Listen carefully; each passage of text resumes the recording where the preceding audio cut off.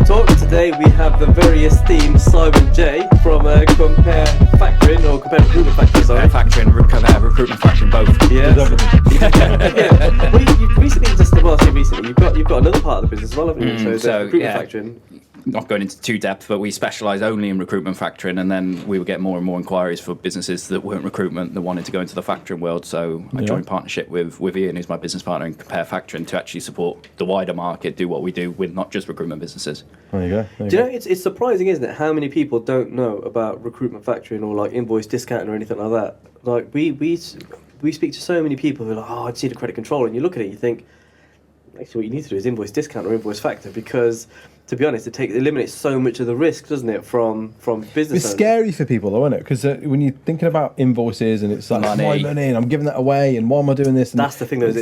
You all know that from kind of experience, right? In terms of the fear factor that people probably have when they first deal with it. The biggest thing we find as well is that recruiters, especially startups, they don't even know that this even exists. So they're working within an agency and they go, well, they're paying a temp, so they must have buckets and buckets of cash, and they're doing this. We didn't know about it until we met you. I mean, we go back for like 6 years or so. Yeah, 6-7 years. When we first set up, and that only came off the back of kind of me and Nitin doing just a bit of market research around, because we were talking to 3R at the time, who eventually ended up setting us up. But well, you were Hitachi at the time, weren't you? Yeah, Hitachi, yeah. So we kind of... We met in the Holiday Inn. That's right, yeah. Holiday Inn. Yeah. That was our office for about a year, wasn't it? Well, your set table in the one corner. Yeah, that was a simpler life. We'd get there, we'd go to the gym, they had a swimming pool and stuff. Swimming pool sauna. We're like, this is how business owners should live. Proper lifestyle business, wasn't it?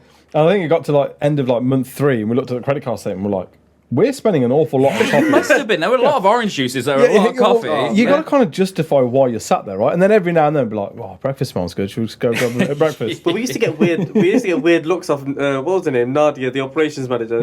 We'd be sitting there, we'd be working away, and she's looking at our table, thinking, "There's nothing on that table. You guys are just sat here doing nothing." Yeah, and she'd send them over and be like, "Do you guys need anything else?" And we'll be like, "No. I mean, yeah, maybe a bottle of water." Like, yeah, it's proper guilt tripping us. And you had this massive table, the one it was. I can remember it. It's like an Alan Square Sugar one, boardroom table in the middle of the Holiday Inn. I can remember. We picked the biggest one as well. Yeah. Do you remember that time we went to Aldi and brought Aldi sandwiches back in? And they were so pissed off. They were like, "You can't eat them in here." And we're like, "Why not? Show me where it says I can't eat that in here. Like, are you going to stop everybody walking in with food?"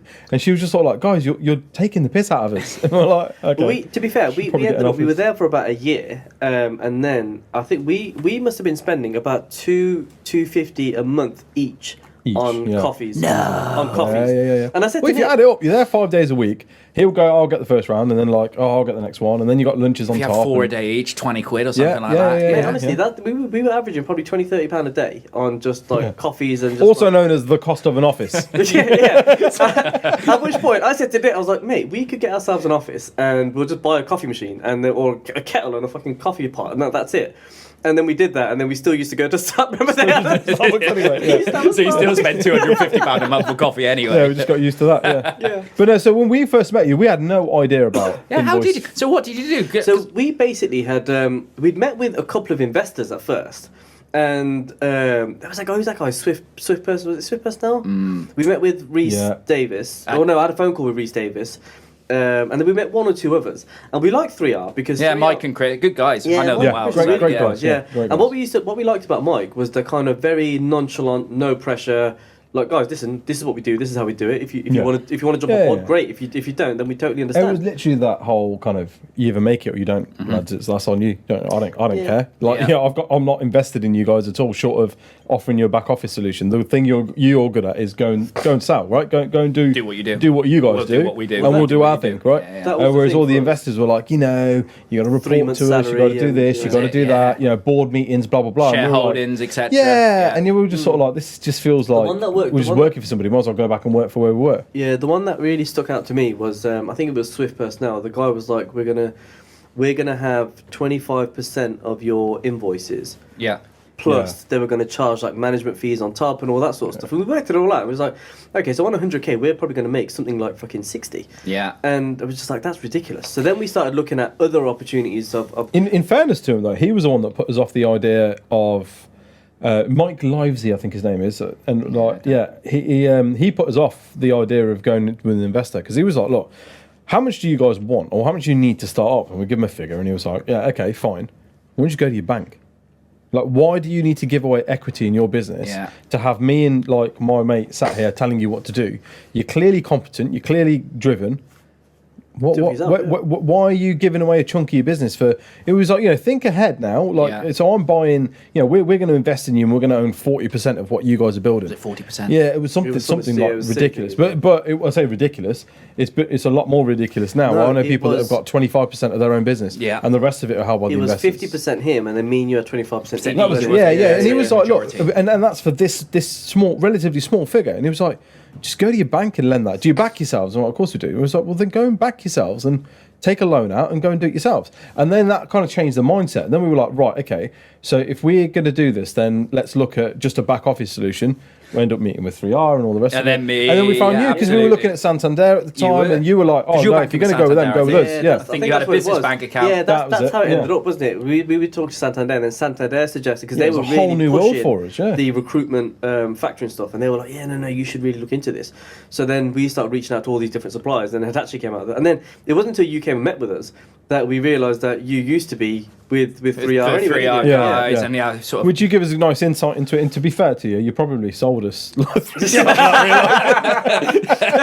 also that ends well, because you ended up sorting us out recently. So you played the long game, but you got some work out of us in the end. That is funny. And I said there's so many. It's really interesting that I forgot about the Santander situation. That actually, most people go into business, they set up their business bank account, their business bank sells invoice factoring to them, and they don't know there's this massive world of 3Rs and investors and big companies and small companies, and it's just an absolute minefield. But this is part of the reason we did the RecTalk thing, because the amount of times that Nitin and I were like, right, we need to find a new CRM, and then you go through LinkedIn and you just do that, I'm looking for a new CRM, then you got every man in the dog just throwing a CRM at you, or you make a comment on LinkedIn, 75 different comments, and fair play to them, they're all doing a job, right? They're trying to sell their product, but like, just give me somewhere I can go right.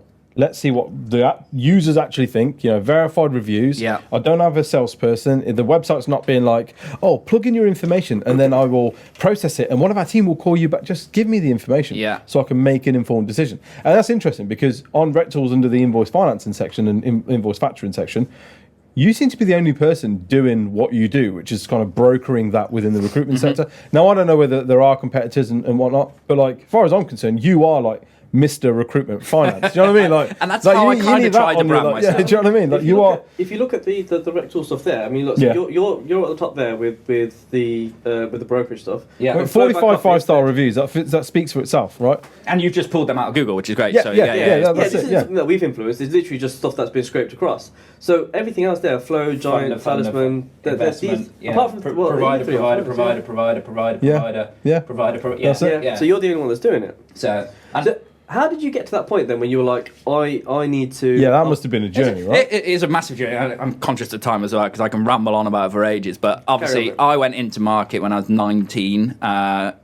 Simplicity in business, local company to me in the Forest of Dean, telemarketing, generating leads. And the boss at the time said, look, you're too young to go out on the road and sell it. We want to sort of get on the phones. And I did. And he gave me a challenge of actually, look, you can go and sell the product if you generate it through social media. We've done nothing with social media ever. This LinkedIn thing is quite new. This is 2011. Go and have a go at this LinkedIn. So I did it, and we started messaging, finding LinkedIn was full of recruiters, even at that time. And we started sending messages and getting out and selling, and it became a massive part of their platform. So long story short, I did 3 or 4 years there. We grew a team, and I took some time out and actually went and did some stuff with the boys at 3R. They set up a finance division, spent some time with Mike and Chris. You were quite pivotal in the 3R finance thing, weren't you? Yeah, so I was like part of the start of that. So I was probably a little bit young at the time, and I went back into market and went to another funder up north, EasyPay, and then I ended up with Hitachi, which was my first big financier, so Japanese company, 73rd biggest company in the world. Is there a ridiculous stat or something like that? Like the 9th richest company in the world, or something stupid like that? The stat will probably be wrong, but I remember them. Have a look, please. They're no longer Hitachi, actually. They got bought by Mitsubishi. Yeah. So, but they're these massive Japanese companies. I totally thought you said Mr. Bushi then. I was like, who's that? Mr. Bushi? Yeah, Mr. Bushi. That's the famous Japanese entrepreneur, Mr. Bushi. Who the fuck is Mr. Bushi? Actually, 10th richest. Really? According to Mr. Bushi? Oh yeah, Mr. Bushi. What about him? Where is he? Mr. Bushi. That's it. I can see the snap now of the 2-minute conversation. But yeah, I mean, look, it's actually up there with the likes of gigantic. They are big, massive big corporate, aren't they? and then they turn into massive cuts. So they had the cash, and then Hitachi Capital UK, which was the UK, and the big part of that was consumer finance. So you go to DFS, B&Q, you buy something on 0%, they underwrite it. John Lewis, they basically underwrite everything. And then invoice finance was this tiny part that they bought maybe 20 years ago that they just used. But the benefit for them is that they were using group cash. So instead of like an invoice finance going to a funder and borrowing the money and lending it back onto you, they had their own. So the cost of funds were cheap. So they wanted to attack the payroll and back office market, the back office, the payroll, the timesheets. They didn't really have that. So we kind of spoke, and I went into push that up so they could be competitive in price and do the back office infrastructure. So we grew that. It was really interesting. But what was really interesting with Hitachi is that they work very heavily in the broker market. So when I started, they said, look, don't do any deals. Go out and create and introduce a network. So where are you going to find this business? We're not going to put it on a plate for you. It's not going to come through the web. You're going to need to go and work with brokers and things like that. Really opened my mind to actually the world of brokers in invoice finance. And actually, there's loads of commercial finance. There's loads of great people out there, but there's not many people that actually really, really, really get to the bottom of a recruitment business. And whether it's RPO funding, it's industrial, it's tech, it's export. There's there is so much within much, that kind of niche. And what everyone says to me is, it's just recruitment, it's timesheet debt, it's easy peasy. It's absolutely, and look, you guys, we've obviously been in discussions quite heavily over the last few months with your recruitment business, and it's absolutely not that. So 3.5 years with Hitachi went amazing, and I thought, look, there's a gap here. I'm going to set up a brokerage that literally specialises in recruitment. I'm going to use my network from the last 10, 11 years that I've built within LinkedIn, and we're going to try and do it. And a few people said to me, why are you being so niche? Why only recruitment? You're cornering yourself in the hole, and it's the best thing I ever did. I think it is. I mean, look, it's that saying, isn't it, being kind of inch wide, mile deep, rather than mile wide and inch deep, because you're the go-to guy. Places like Zodec, even though Zodec are on RecTools, wouldn't even cross my mind. Yeah, I mean, it's amazing, isn't it? We ended up talking to Flo. We spoke to Zodec, and then I spoke to But it's a trust thing, though, isn't it? Because as soon as we were looking at it, we were like, look, we can reach out, but again, like, we know Simon knows these people. He knows what our crack is, and we gave you our kind of like, here's our limits, right? No personal guarantees. We're not putting a charge on this. We want to do this. This is how kind of we want to run this. We want it confidential. Exactly. We want to keep the credit control. There were quite a few musts that you had. And there was, absolutely. Because it's got to just be the recruitment side. Leave like RecDev, RecTools, and RecTalk, all that stuff separately. Yeah. We don't want anybody thinking, we've got charges over all of these things. Go ahead and find it, but that came from that level of trust of just constantly seeing you being that Mr. Recruitment Finance. There's no one else that does what he does. He knows his market. Every time we bumped into each other at like expos and stuff. One of your friends, we did it for like right at the start. We were the first expo I set up. It was like my 7th ever deal. So that guy was weren't he? Yeah, we moved. He was trapped in other people. Other But no, he was trapped with his provider because he wasn't it something like they because of the volume of debt or something like that. Yeah, no, his terms were basically if you're behind on your I think it was payments, time for him then to they move on, will wasn't withhold. They'll withhold the margin payments, and he was like, "Well, I rely on those margin payments and blah blah blah." So it was sort of like it was almost a 50-50 kind of issue, right? You've let it get to this point. We had the same thing, right? With you have the same thing with all the funders. Yeah, we had the same thing. And what we had to do was step in and credit control it, which is the thing he hadn't done. So, but again, you managed to go right. Let's map it out for you right now. Because at the time he was on about, I'm going to have to shut the business down and start again and blah, blah, blah. And you kind of like go, no, let me show you what wasn't working, what was working. And all these funders, they all say they're brilliant. They are all brilliant in their own way. But I'm a key believer that actually it's not just the technology and the platforms, it's the relationships. And A will work with B sometimes, and sometimes A won't work with B. And also timing as well. I mean, look, when we first set up, 3R were the right solution for us because we were so heavy. They were flexible. They were like everything worked. It just the timing that was right. We got to a point with 3R where it was just like, guys, we're getting to that point. We're getting too busy for you guys. And then they wanted they had. And your business changed, model. If I remember rightly. It became a little bit. There's some more PAYE candidates, and it was less their fit and your fit. To be fair, it was around the time. Well, COVID hit. We had I think 15 temp runners out because we were real pushing temp.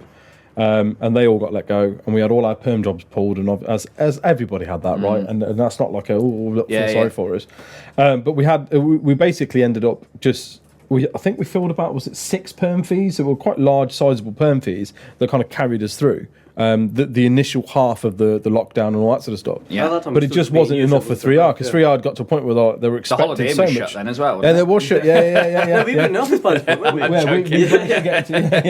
still paying. We moved into our little Starbucks office. That really is. We had to make our own coffee. But it got to a point where I think even for 3R, it was like, look, we need to trim the fat as well, right? Mm-hmm. And I think from memory, it was very much, they were like, right, we're going to have to start charging you for X, Y, and Z, and blah, blah, blah. Yeah, I think and it was they like- changed their proposition, and we were like, well, if you're going to change that proposition, then we're going to look at new suppliers. And they were like, okay, then. Yeah. And we kind of went, right, fine, we've got to find It's a new right supplier. timing for both of you. Probably right timing Yeah, for both of you. I think so. And again, the supplier that we ended up with at the time was the right solution for us, because Your business was like that at that time. It was very, it was very contract led and things like that, and it fitted those models. That's and it. I remember speaking about it. We ended up having the benefits of kind of what those guys were doing, because we didn't have an in-house finance function at the time either. No. So as the choice was, either we pay a percentage of our invoices to this supplier, or we hire a credit controller and just do it all ourselves. In which case, you still have to have a level of funding anyway. Because I didn't realise this, but a lot of the big boys still. I was still just fund, about to say don't they? that. Yeah, I didn't realise how many of the big agencies actually You would be. use. I should know the stat. I should be sat here and go 99 of some recruitment business. I actually don't know, but I think you'd be over. Poor show, you'd have thought you'd done some research. I wouldn't even hazard a guess, but I bet it's a lot more than But you yeah, think. there's And the some big boys, surprising names 50 in there, million isn't turnover, But it 100 makes sense million though, doesn't it? turnover. If you think about, certainly when you think about how our banking system works and how the economy works and stuff, it makes sense to spend other people's money, right? Why would I, if I'm a big, call it Hayes, Reed, Michael Page or whatever, why would I use my own cash reserves in a market where I'm so vulnerable to businesses going out of business, not paying their candidates, or squeezing invoices? I'm not going to paying that late. Why would I affect my cash flow when I could turn around and go, oh, this insert finance provider here is willing to lend me this cash and for a small portion of the charge?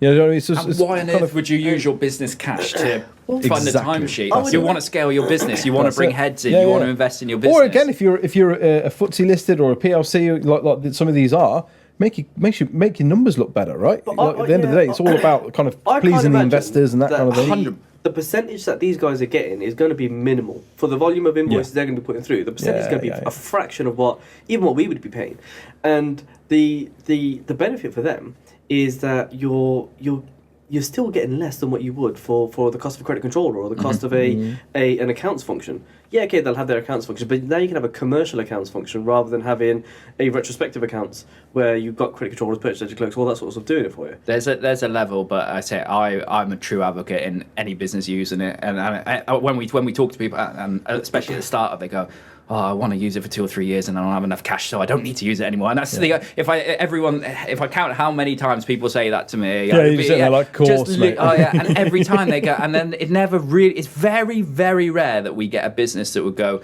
look, we're out. It happened recently, actually. We don't need it anymore. And the reason it happened, the business turned 90% perm. Right. They were still doing a shed load of contract, but they were doing a shed load more perm. And they were like, we actually really don't need this here. We've got low risk clients. They pay on the nose. We've got a bit of contract. We may as well use our perm revenue to do it. I would still keep the facility open though, because you're not bound by how much of the facility. They weren't trying to scale. The factory was probably costing 20 grand a year or something like that. And the director just said, look, we really. But again, really there's providers out there that would be like, okay, we can set you up on on a when you need us facility, right? So when you do pick up the odd new client, or the market changes, or we're heading into a recession, and you're like, okay, these guys who used to pay really well, all of a sudden aren't paying anymore. Yeah. At least you've got that kind of in the bank, right? You've got that as an option to kind of run your invoices. That actually happens quite a lot, and with cash-rich recruitment businesses, when they go up to like invoice discounting or factoring, when they're running everything else, but they're just using the money, we see them that they don't utilise it, they don't draw down on the facility, a bit of jargon, they don't. But what they do is they pay. We agree a really, really good deal for them, so they've got this access to cash, so the availability is there in the fund. They just don't draw on it. But then if they've got their corporation tax, they got their VAT returns, they got their monthly payroll, or suddenly they want to bring 20 heads into the business. business, Or a they've got pandemic access to their hits. cash that they can get tomorrow, and it's all on there. That's it. Well, this is Yeah, the thing. Starbucks. Yeah, or Starbucks. Starbucks. Yeah. Well, this is the point, though, isn't it? It's just it's a facility that I think not enough businesses know about. And it's a really poor. It's got a really poor reputation. Back in the 15, 20 years, factoring companies do us over. You see the amount of posts on LinkedIn They used to about take big cuts as well. When I was I did a business studies A level, and we learnt about invoice factoring, invoice financing, and I ran home I remember I ran home and I was like telling my brother who's got this like business that's just struggling. Basically, he was in the wholesale world, blah blah blah. Yeah. He's dropped off all his stock to these people, and they're just like, "Well, it's not selling, so I can't pay you," kind of thing. And he's just sat there, and I'm like, "I've got the solution. Really? I've just learnt about this." And he was just like, "Go on, then I'll have a look at it." Like, really, just sort of like, "Yeah, we'll see." And these guys at the time, and this was like kind of early 2000s, they wanted anywhere from sort of 25 to 45% of his invoice. No. And he was like, That's I the can't lowest afford markup, that. isn't it? I just Yeah. can't afford that. Like, Yeah. you know, that's all my profit gone. Yeah. And they were like, yeah, but I mean, you got no profit at the minute. You know, and this was like, I think it was Barclays he went to, and he just completely put him off the idea. And at the time, I was like, oh, okay, that's a bit rubbish. And then you jump onto forums and stuff, and we did it when we were looking at it initially. There's some I'm on crazy Reddit and forums stuff, and people are online like, about factoring as well. They did this to me, they did that to me, they shut my business down. 100%. Which those is only exist, ever, though. yeah, they They are do, true but stories. that's only ever one side of the story, though, right? I don't know, because actually, if you take our experience in terms of the issues that we had with our provider before we reached out to you, it was you guys aren't doing the invoicing right. The client's not paying because you guys aren't doing the invoice right. So you need to do the invoice right. And I remember banging this drum from like September, November time. And it got to just after Christmas. I was like, guys, we're going to put ourselves in a lot of trouble here if we don't sort this invoicing out. Yeah. And that then just kept going and going and going until the point where they're like, we're going to put these guys on stop. And I was like, you have no right to, because you guys are at fault here.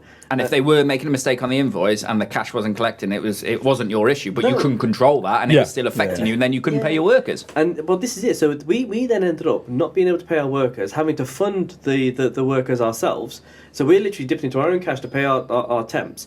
And all the while, these guys still ain't getting it right. Yeah. Which is at that point, we had to say to the client then as well, listen, I don't care what the invoices look like. I really don't. The invoices, they're legitimate. You know they're legitimate. You need to pay them. Yeah. And they were kind of at loggerheads with us, and that's when I ended up getting Lauren in. And bless her, that's all kind of wrapped up in process and stuff, though, isn't it? I mean, because again, there's kind of responsibility on both sides. Do you know what I mean? When you've got clients saying no, invoices must look like this, and you've got the invoice factoring company going, well, we do them like this, and it's just it's red tape and bureaucracy, isn't it? Rather than that invoice financing company put me out of work or shut my business down. Yeah, but I suppose if the end client is a paying client, and if we've signed their terms and we're at a point where they're like, no, this is how our invoicing works. That's fair, but the money that's being used is the invoice financing's money, right? So it's their money. So in that power dynamic, where does that sit? Is the paying customer in the right, or is it the person whose money that we're utilising in the right? Do you know what I mean? Like, from the opposite perspective. It's as you say, it's process. It's 100% process. And the biggest issue that we find with this market is that if they're using the payroll back office, all encumbered. No need for that. All encumbered solution. If they fit their process well, so if they fit the provider's process well, great, it will always work well, and people will never want to move, and they'll sit there forever. If the process doesn't, and often where we find the pinch points are, it's not where the process doesn't fit the agency, it's where the process doesn't fit the client. And if your client is dictating how they want to be invoiced, they're dictating how they want to authorise timesheets, and they can't have another provider going, you need to do it this way. Like if you're working with a boo footsie company and they tell you to do it you need to do it that way, and how you do it that way is absolutely critical. You won't get paid if not. Because if you look at this particular client is a massive client, and if they have small little Michael Sharma groups sitting there saying, actually, do you know what? I know you want to be invoiced this way, but we're going to do it this way. We have to do it this way. It doesn't work. No, of course it doesn't, because then you've got a million and one. I mean, how was it? 8,000 agencies have been set up in 2022. So there's another 8,000 providers ready to jump on board. And say, yeah, fine. That was just last year. So that's but this is the point, though, isn't it? So they'll be like, we'll jump on this. And that's where we see the agencies take that step from the payroll back office where the process doesn't work to like standard like factoring or invoice discount agreement, where they run a bit like you guys. They run their back office. They run the invoicing. They run the payroll, and they draw the cash against the invoice because that's what they need. But actually, look, there's a massive cost involved with that, because you've got heads that you need within the business. business, you've got software and technology, but we see that sweet spot is when they need more control, and it's not just a cost saving exercise about like we need to be closer to it, we need to change the way our processes are so we can fit with what our client requires us to do. And this is the thing, this has worked out really well for us in kind of moving across, is that we've ended up just getting full and total control. And which, to be fair, if you rewind 6 years ago, that level of autonomy and control, we would have fucked it up. You would have paid twice. Yeah, because we just weren't ready. Like, there's that like, especially within kind of recruitment, it's like a good recruitment consultant doesn't necessarily make a good recruitment manager. Yeah. Equally, a good recruitment manager doesn't know how to run a business. Yeah, doesn't always know how to run a business. Agreed. You know what I mean? Yeah. And like, so from your point of view, then, what advice would you give to like somebody sat working for a big corporate at the minute, going, I'm thinking about doing it. I want to do it, but they just need that little nudge or whatever. Like, because you must get a lot of inquiries of I'm thinking all the time. I'd say the sweet spot is. So how do you take them through that journey then?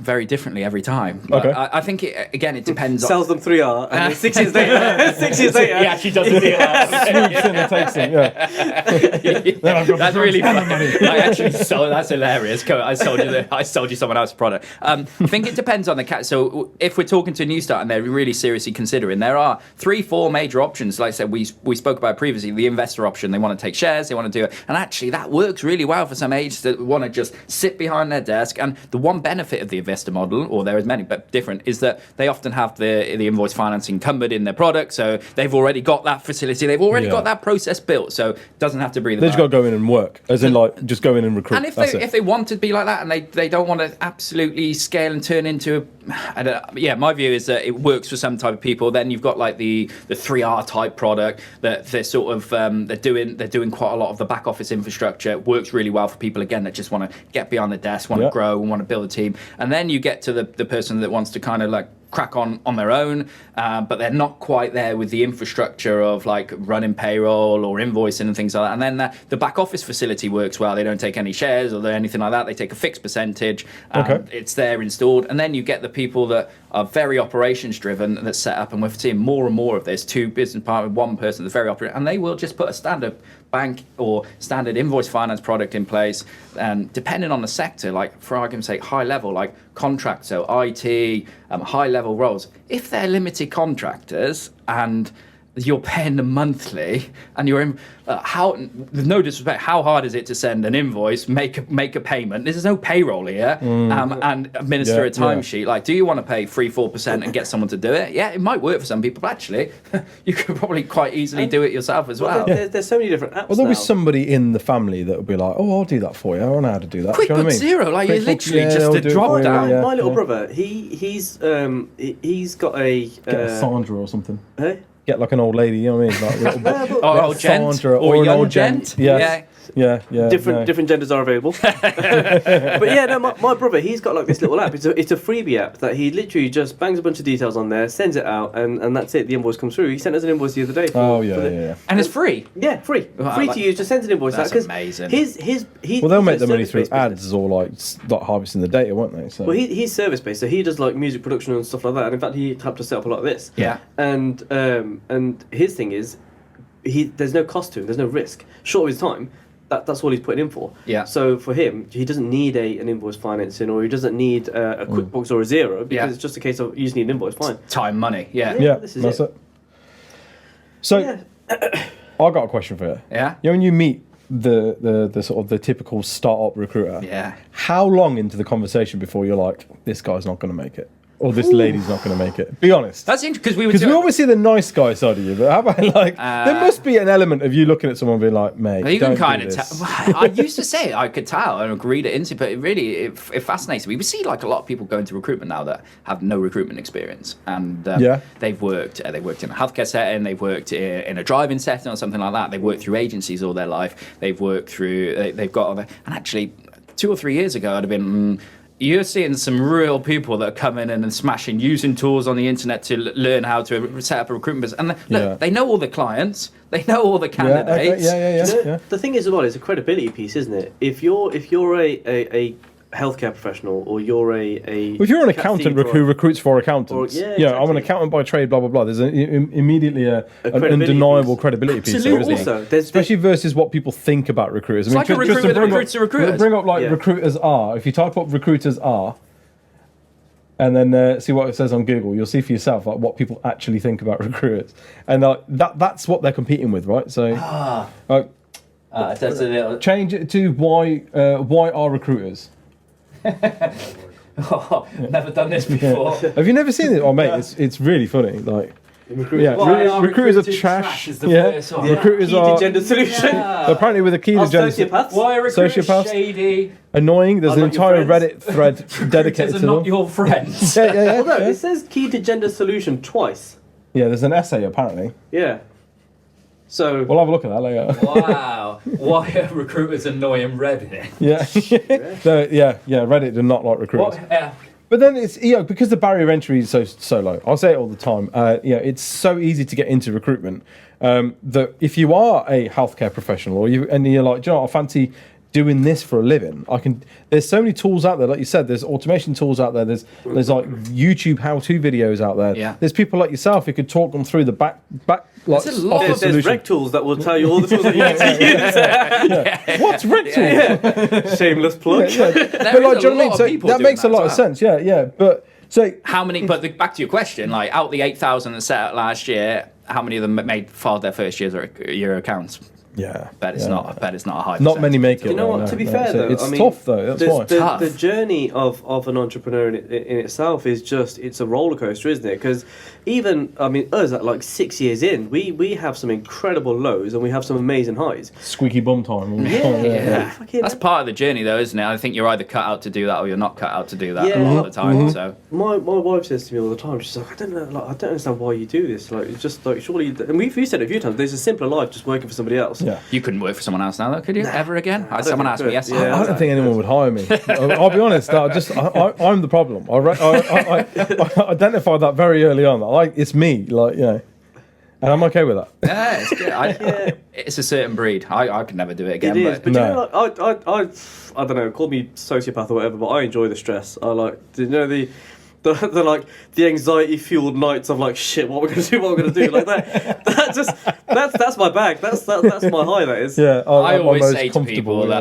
that the highs are higher than I've ever had in my business career. So the high as a business owner, the highest you'll ever have, and the lows are the lowest you'll ever have. So when you're working for someone, I've worked in sales environments and invoice finance my whole career, and I've had some really great highs and some really great lows. But those lows They don't aren't compare. that, they're not that bad. I still get No. paid at the end of the month. Still got a commission Exactly. here. Right? Still got a nice company car But and everything like that. and exactly on the flip side, it's like when I do something really good for Hitachi, for example, that's great. But I mean, they ain't gonna give a shit. Like they'll be forgotten about by the next announcement that somebody's done this and somebody's You're a like- big part of the You know. invoice finance part. You're a big part of this, but you're not the. You're replaceable. You're not Mr. Yeah. Bushy. No, you're not. you're not Mr. Bushy. No. Yeah. No.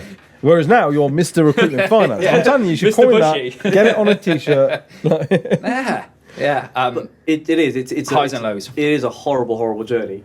But to be fair, though, I mean, you've been going for what, like 4 years in 4 years. September. So I was Goodness, 6 okay. months before COVID, and sort of COVID hit. So 6 months. It actually went all right, and then COVID hit, and it was like, whoa. And for us, actually, the recruiters took a lot of time out of their businesses and worked on their business out of COVID. So bar the first couple of months, which were tough. After that, they were going, look, it's quieter. Let's review our suppliers. Yeah. So they were looking at their Great invoice finance downtime. and things Yeah, like that. And yeah, what we yeah. also saw with startups is these big billers that were going to the city every day and working in offices in the Shard. They were like, well, we don't need this. We don't need Lunch Club. We don't need to do this thing. Let's set up on our own. So we Yeah. saw the last 2 years, the caliber of new starts has actually been really good because people have got to that point. They've gone, It's been interesting for our point of view because obviously we've been scaling the Mark Sharma Group side, right? And we're like, yeah, we should look at more experienced hires, that kind of thing. And all the ones that we had on our hit list have either eventually set up on their own or are on that journey as you can see it happening. And you're like, it's the penny's finally starting to drop for people. Because we got so much grief when we set up. You're gonna fail. It's not gonna work. Everyone thinks they can do it. It's really tough. Blah blah blah. We're blah. gonna send you letters. Don't steal the customer Yeah, data. We're gonna absolutely screw you over. Our solicitors got more money than yours. Yeah. We've got deep pockets, and have you, and blah blah blah. Yeah. And we're like, what is your issue? But fine. Whereas now you can see these guys like going on the journeys, and you see these guys setting up, and it's just kind of like, yeah, good for you. Like now is the time to do it, because job security ain't there anymore. It just isn't. Like, what the last 2 years have proven, above all else, is it doesn't matter who you are and what level you work at in that company. If Google can let go somebody who's working in their development team as a senior developer who's been there for 15 years and literally send him an email at 3 a.m. in the morning and say, look, your badge has stopped working, send us back your laptop, see you later, good luck with it, with the rest of your life. Yeah. Like, if Google can do that, any of you, there's not a single person sat at a desk right now whose job is safe. And as soon as you get that into your head, you're like, no, I can do this. Why would I not take a gamble on myself? Yeah. I think. Yeah. And they're doing it. So and they will continue to do it. Yeah, and I mean, look, the thing with kind of those people who are now starting to set up, they're just, a lot of them are looking at it as a lifestyle. Yeah. I don't need the stresses of having to go into the office at 8:30 in the morning. Commute to London, an hour and a half each way. These people were what doing the it fuck am I 5 doing days that a for? week. You say London, but Birmingham it's almost like, bad it's like now. a flick, like a Getting to Birmingham light is switch has an gone absolute off, and they're like, what the fuck am I doing this for? I don't need to do this. Yeah. I could be sat at home cuddling my dog and tip-tapping away. Do we need lunch club? do we? And I think people will always fit into that environment. There will always be great recruitment consultants that will never set up on their own. Wankers. I'll say it. You're not allowed to. This is my show. It's our show. Wankers. You lunch club wankers. But there are people that genuinely like working for someone, like the security, and like doing well. And I've seen some great recruiters that will never set up on their own. Some people just ain't cut out for it in terms of like running a business, the accountability. There's a level of self-motivation that you need to be able to get up and just know that you have to do it for yourself. Yeah. And that could be my thing of just shitting my pants every single morning thinking, fuck, what if this all goes under? Or there could be those guys who are just generally that motivated. There's others who will, I mean, look, we've seen those guys where they call in sick because they've had a hangover, or they're just like, oh, it doesn't matter, I'll just go in tomorrow. Bad night's sleep. You can't do it. You're busy. You can't do it. You can, but you won't be open very long. Yeah, like, no, do you know what I mean? Like, exactly. Yeah. You'll be scratching your head. Right, so what's the next 4 years look like for you then? Whew.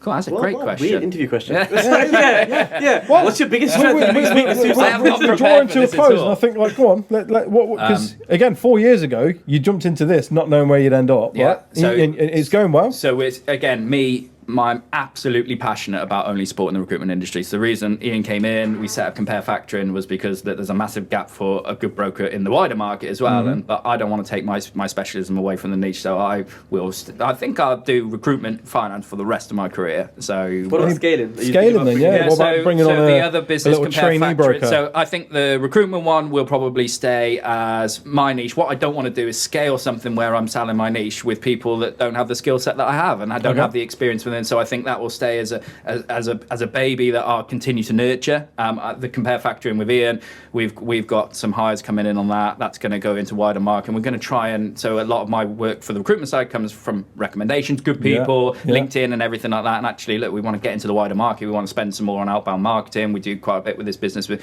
Google and Bing and all the big sort of PPC places. So how can we attract people that might not just see Mr. Recruitment pop up on LinkedIn?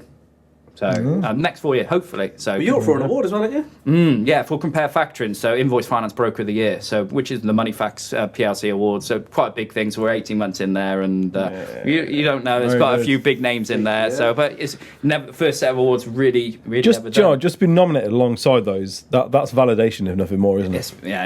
It's amazing, and we're obviously going in. It's 3 or 4 weeks' time in London.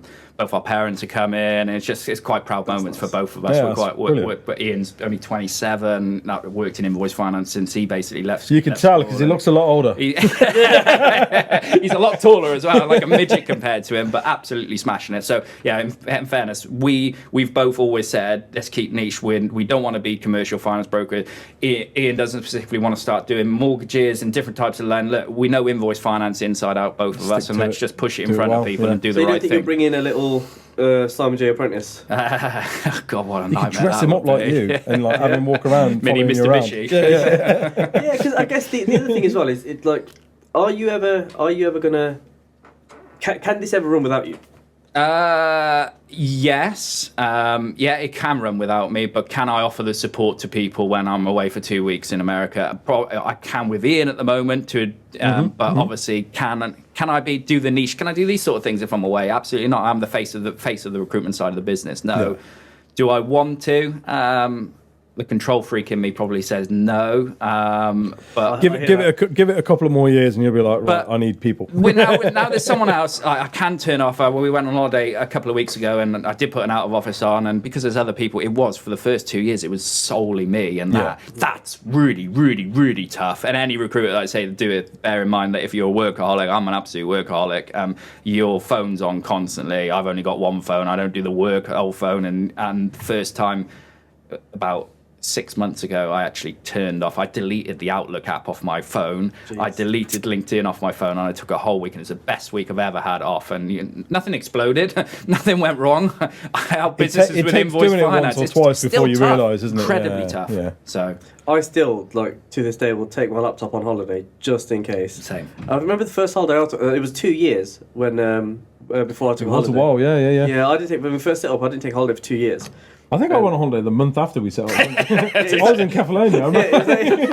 It was that week. Yeah, I remember it was that week. And he's called me from Catalonia. He's like, yeah, but mate, like Mike Boulder's emailing. Have you caught it? I was like, mate, literally, we've just set up. You're in Catalonia. Fuck off. I'm getting there.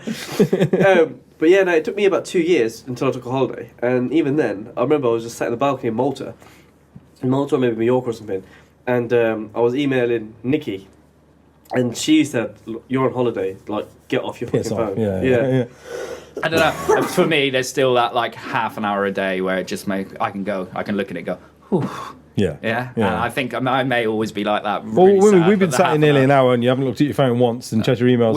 You've only edited 73 times though, and I'm over there on the side. Yeah. Guys, give me a second. Oh, God, yeah. So, no, well, look, really appreciate you popping down. This has been really fun. Would love to have you on again. Yes. Maybe bring it in next time. That would be cool. Yeah, that'd be great. We're actually going to be looking at we're going to do like a super podcast at some point. We're going to maybe do like once every couple of months. Well, like get more people in. Yeah. So we're going to sort of step away and just get people that are like. But what would be really cool is just chuck a topic in there and watch it. Yeah, that would be cool. Be like investors versus funders, and you guys just sort of debate the topics and all that sort of stuff. Yeah, we could get maybe some funding providers in here. Yeah, with me like sat in the middle. Ring and no more saying. Selling to them. Yeah.